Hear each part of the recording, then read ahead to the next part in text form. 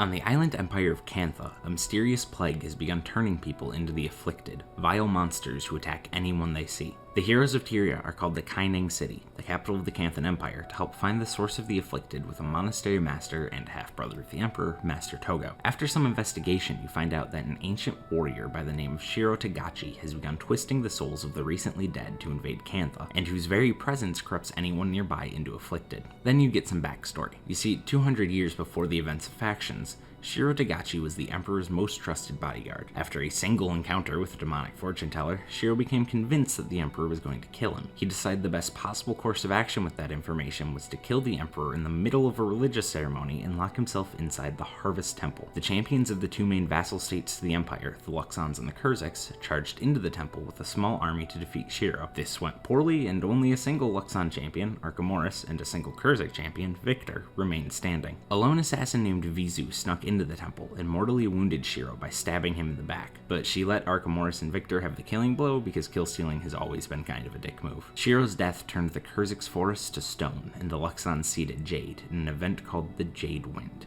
Back in the present day, and in continuing with tradition, before tackling the main threat, you decide to undergo a ritual, this time to become closer to the stars. After completing this ritual, you're told to go seek the guidance of the ancestral heroes of Cantha at Tanakai Temple. You arrive at the temple to find that Shiro has already corrupted all of the ancestral spirits except for Vizu, and with Vizu's help, you drive off Shiro and free the other spirits. Vizu tells you that they are ancient artifacts that belong to Archemorus and Victor, and that they are the only way to defeat Shiro. So you leave to do some random quests to befriend the Kurziks and the Luxons, that they'll give you their most holy relics, the Spear of Archemorus and the Urn of St. Victor. Now it's time to face Shiro. You track him down while he's trying to pull a giant spirit construct army through some rifts to the afterlife. You close the rifts and repeatedly throw the sacred artifacts on the ground until Shiro leaves.